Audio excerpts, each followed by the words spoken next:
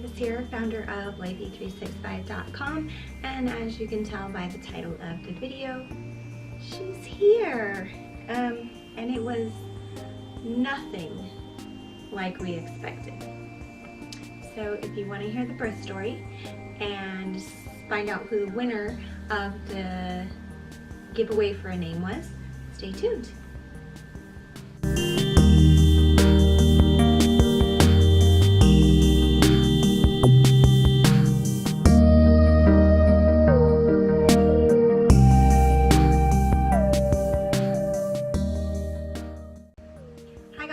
Davis here, founder of lifey365.com, and welcome to my channel again, and thank you so much for all the great comments and great thoughts and well wishes that we've been getting.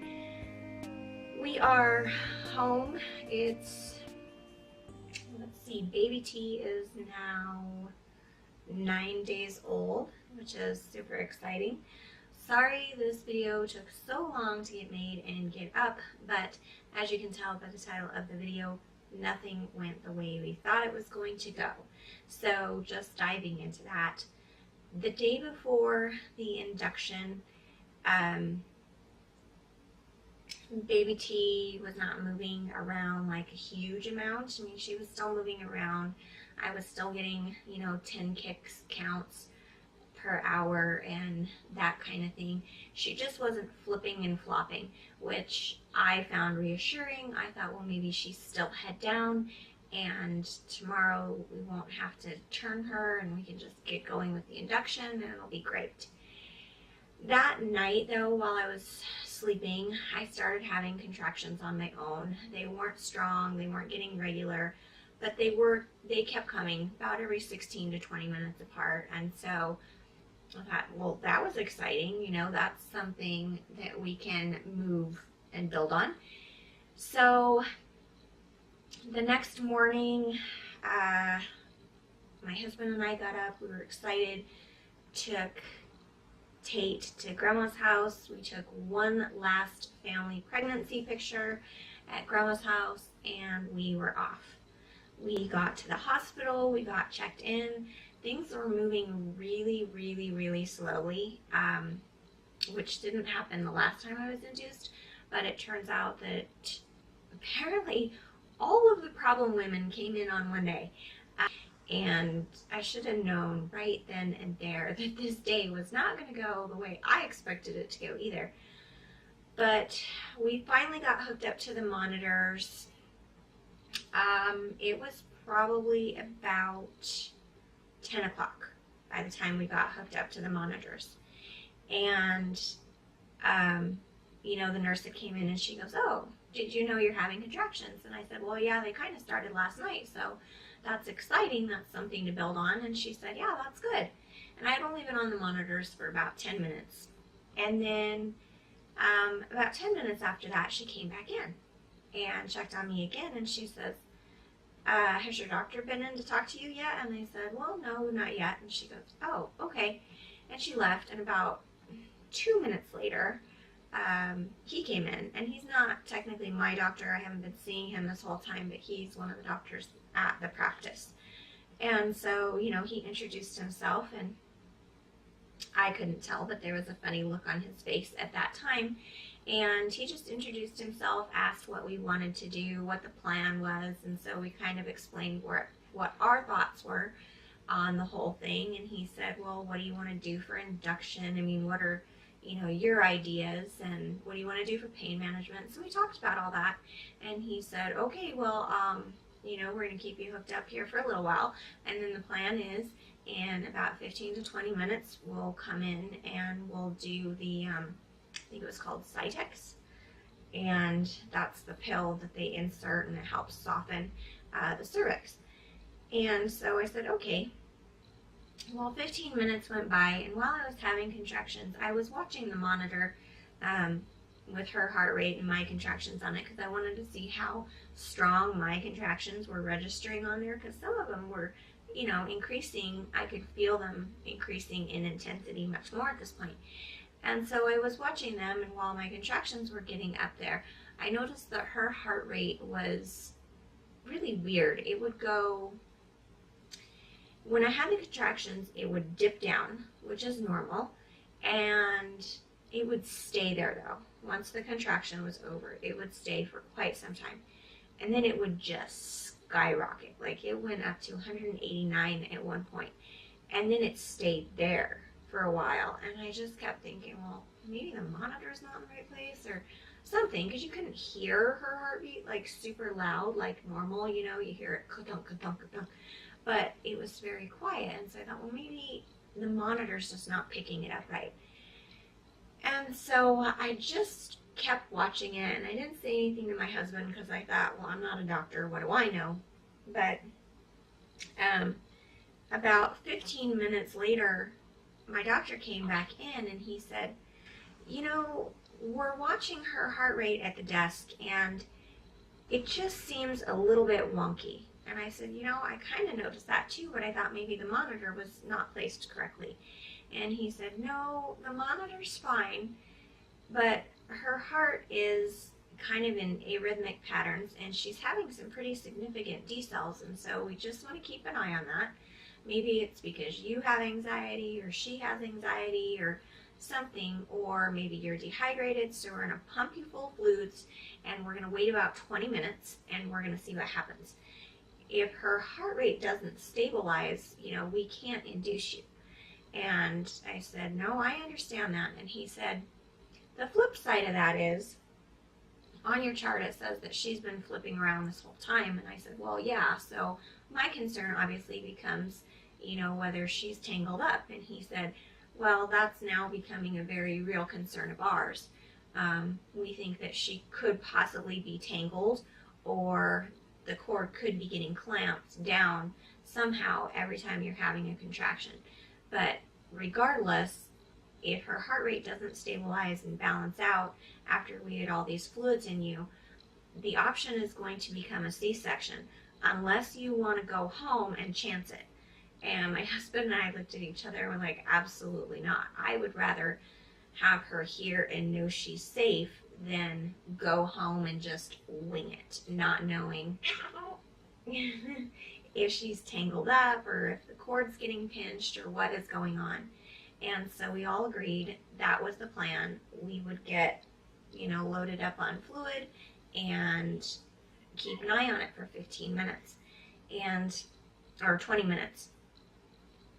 Well, he came back in 20 minutes after that, and he said, I had another doctor come in and look at it, and the second he sat down in the chair and looked at what had been going on, he said, are you preparing her for a C-section? Was the first thing that he said to me. And I said, well, we've talked about it. And so knowing that another doctor feels the same way I do, we really think at this point that that is the best course, the safest course of action. Again, you always have the option to choose not to, and you can, you know, you can go home if you want to. But in my 30 years of experience, if we pull her out and she's not tangled up and there's nothing wrong with the cord, I would be shocked. And I said, absolutely not. I want her here. I want to know she's safe. If she hasn't been flipping around this whole entire time, my thoughts might be different. But of course, my main concern, as was with Tate, is that she was going to get tangled up in that cord or get a knot in it or something, you know.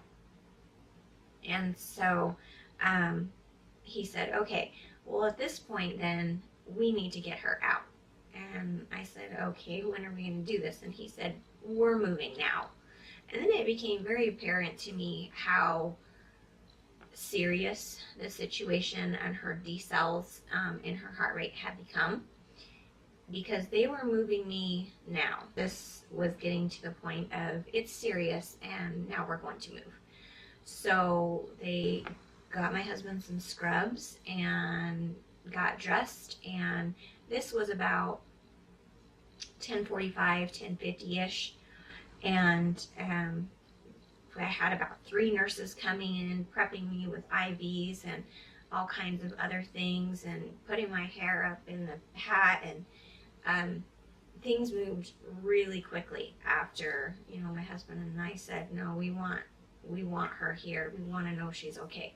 Because right now we can hear her heartbeat. We know she's okay. I mean, for as much as we can know she's okay, I want her here. I want to see her. You know, I want to feel her breathing. I want to know she's okay. So things happened really fast. Things moved quickly. People were in and out. Things were happening. And we went in for the C-section, and I've never had one. I've always had normal vaginal births, and so I didn't really know what to expect.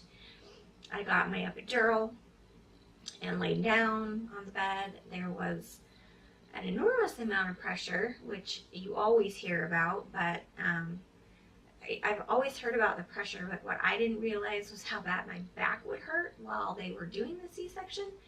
Right up in between my shoulder blades, it hurt so bad.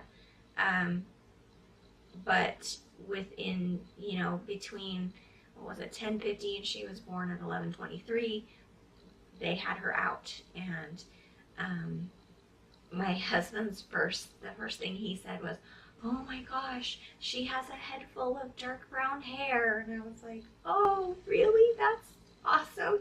And I'm just waiting and waiting and waiting.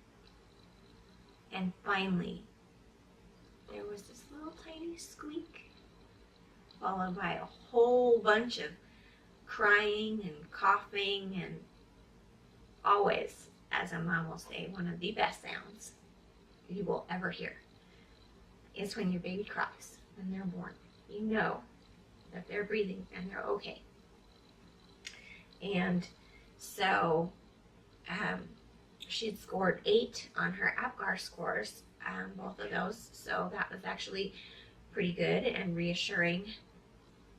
And there was, you know, I was in a lot of pain because of my back, so I couldn't really hear them talking amongst themselves.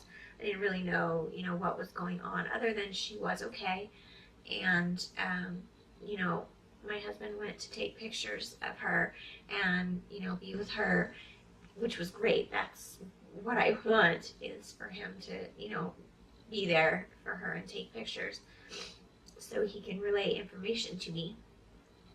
And so he came back in a little bit, and, you know, they were still sewing and pushing and pulling and working on putting me back together like the Scarecrow on Wizard of Oz, is what I felt like. And so, you know, he's like, "Oh, she's doing good. You know, they're wiping her off, and she has a head full of brown hair, and she's so cute, and you did so good, babe." And, you know, so that was very reassuring. And they wrapped me up, and, you know, we went to the recovery room, and the doctor came in a little bit, and he wanted to let us know what was going on.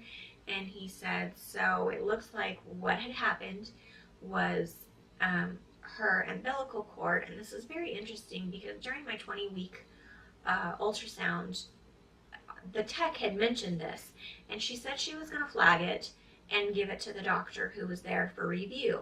She said she thought it was okay because at 20 weeks, you know, everything is still growing, obviously. So she thought it probably wouldn't be anything, but she was going to flag it and give it to the doctor to look at. And I asked my doctor about it at the next appointment, about the cord and the placenta. And what the tech had told me was, she said, well, the cord's not perfectly, you know, in the middle of the placenta where it's supposed to be, but this could be a really weird angle. The baby could be moved around. The placenta could be over here. So, you know, that's what she was going to flag and show the doctor. And so when I had asked the doctor about it at the next appointment, I said, and how about the cord and the placenta? And she said, no, everything looks totally fine. It's not, you know, really centered, but it looks okay. The bigger you get, the bigger, you know, the baby grows and everything, that cord will probably, you know, pull into more of the center, and, you know, everything's probably fine. Well, it turns out instead of pulling center, apparently the cord pulled basically to the end, and was not in a good place. And it was definitely a really good thing that I had a C-section, or not a C-section, an induction scheduled for that day, because, you know, things could have gone very bad had we waited it out, you know, another week or another 2 weeks or whatever. And so anyways, the cord was at the end of the placenta, and so every time I was having a contraction, it was getting clamped down, and it was on the end, and it just was not able to function. So she was not getting, you know, the air and the blood and everything that she needed during those contractions, and those were just mild contractions. So thank God I did not go into like full-blown active labor at home and waited out until, you know, I was like, okay, it's time to go to the hospital, you know. I mean, just thank God, because by the time we got there, it could have been a not so great situation. So I just thank God that everything, you know, he put in front of us at the perfect timing for everything, and kept an eye on us and watched over us. So that was her arrival into the world. What I didn't realize was how, and I knew recovering from major surgery would be painful, but I think the worst part is what they don't tell you is that, you know, they're going to come into your room every hour on the hour and punch on your uterus for a while, which with a normal birth, they did that, but they pushed. It wasn't as hard, but they pushed, and it was like every 2 hours. With this C-section, they were in there every hour, and oh my gosh, I thought they were going to kill me. It hurt so bad. And I'm a little person, not technically a little person, but I'm petite. I'm about 5'1", and even the bed set and lowered as far as it could go, I had to climb in and out of that bed and scoot myself back, and it was just absolutely excruciating. So that was a challenge, and made it worse, but I was finally starting to feel better. I just wanted to go home. I think we stayed, I think we came home on the 3rd. I'm pretty sure it was the 3rd when we came home, and I was feeling much better. I did get in and take a shower, which was great. I pretty much used everything I took, which again was very cool, and my coming home outfit ended up to be the black dress, because I didn't have to pull on, you know, pants, or I didn't have to put anything over that C-section or anything like that. So the coming home outfit was not what I thought it would be either, but I'm really glad I'm an overpacker now at this point, because that dress came in really, really handy. So the name, finally, for those of you who have been waiting for that, we were waiting too. The whole time when we were getting, you know, before the C-section conversation happened, Tom had wrote his top 3 names, you know, on the board, and he had wrote my top 3 names on the board. And so every time someone came in and said, you know, what's baby's name? We said, we don't know. We're narrowing it down. And then by the time the C-section conversation came up, I think we had it narrowed down to 4 names, his top 2 and my top 2. So we were getting closer, but I don't think she was full on named until either, excuse you, either the 2nd, no, I think it was the 3rd. I think it was before we went home. About 9 or 10 a.m. on the 3rd is when we finally decided that, and it was a name that apparently my husband had come up with. like that day, or I don't know, he had never mentioned it before. This was the first time I had ever heard him say it.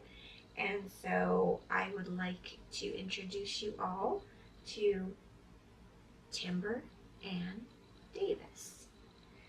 And she has just been such a blessing ever since she entered the world.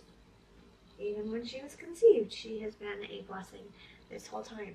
So as far as the giveaway for a baby name, no one had suggested Timber, and that's the name we went with, but I didn't feel right not having a giveaway, and so I went ahead and took everybody who had put suggestions in, entered everybody into, what is it, randomnamepicker.net, and the winner was, oddly enough, and I think this is, I'm not going to say it, but anyways, somewhere in her email address it's blank Ann, and so I just thought that was very ironic, because we have Timber Ann, and the winner was, you know, something Ann, and so I thought that was very poetic. But anyways, if you put in name suggestions and you emailed them to the lifey365@gmail.com, check your email. I sent 2 emails. One was kind of a heads up, you're the winner, check your spam folder, and the other one was the email for the winner, and I went ahead and listed all the gift cards on there, so congratulations to her, and yay. So hopefully she gets in contact with me soon via email and lets me know her mailing address and which card she wanted, and I will get that sent as soon as I'm cleared to drive, which is only a few more days, so no worries on that front. But yeah, so that was the birth story, and that was the winner of the giveaway for the baby name, and she's just being home. She's nursing like a champ, which is awesome. I haven't ever had this smooth of a go with breastfeeding, so that's really, really cool. She's smiling. At the very end, I've got some video of what it looks like. I think it was, let's see, I think it was the 3rd. Guys, I don't know. Those first few days, you can't even absorb stuff. You don't know what day it is or what time it is or anything, because you're not getting any sleep. Everybody's waking you up every hour. But I think it was the 3rd. I'll double check, and then I'll mark it down below how many days postpartum it was. But I went ahead and did a video shot, and I had never been this big after a birth. And obviously the reason behind that was, you know, fluid retention and everything from having a C-section and all the swelling from that. So, and I will get up here in a second and show you what's going on right now. I think to this point in 9 days so far, I have lost 13 pounds, and I'm going to be honest with you, I have been on a gluten binge, but that's not all my fault. Some of it is because I cannot get up and make dinner. My back is killing me. The first thing I wanted to do after I gave birth was go to the chiropractor, and I'm not able to do that. Also, I can't get in the pool now either, so probably for the rest of the summer, I will not be allowed to get in the pool, which also really sucks. So, you know, this whole recovery process has been something completely new to me. For those women who just absolutely think a traditional natural vaginal birth will be awful and they electively choose a C-section, holy cow. I would never electively choose the C-section. If, you know, it had not been a basic emergency situation, I would not have done a C-section. But yeah, so wow. Y'all are some of my heroes. Those of you who do it once and then plan on having more kids and have to go back and have repeat C-sections. Wow, because if I knew that might be an option, you know, that I would have to have another C-section next time, I would be like, I'm not sure I want to have any more kids. But yeah, so that is all good. Let's see.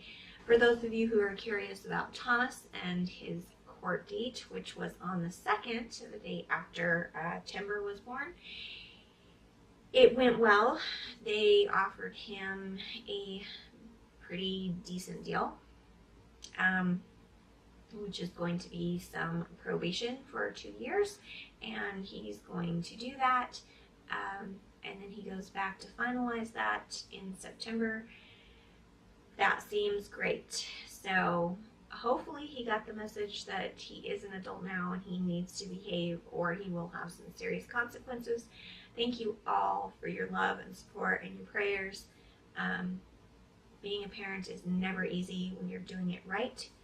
And even though he's 18 and he does make his own choices, it does not hurt my heart any less when he makes bad choices. So thank you all. I have been, you know, so much more at peace and, you know, able to accept things and just able to deal with it so much better over the past month or so. And I know that is a result of you guys out there, you know, wishing us the best and praying for us and Thomas, and we absolutely do appreciate that very much. So thank you for that. I think that's about it so far, other than my back is killing me now, but everything is going really well. Recovery is going really well, and so this is probably ran on long enough, and so I will give you guys a belly shot now, and you know, from here on out, we'll just be focusing on diet and nutrition and losing the baby weight. But of course, at this point, I have to address the C-section recovery, and then the diastasis recti recovery, and then I can move on to weight loss. So it is going to be a process and a journey, and so at this point I am just learning to embrace my body and all the things that it had to go through in these 10 months and appreciate everything it did for me and for Timber, and love it and treat it right, and we'll get where we need to be. So thank you guys so much for watching, and I will see you in the next video. If you enjoyed this video, please give it a thumbs up. Make sure you subscribe and continue on the journey with me. I will see you guys next time. Thanks. Bye.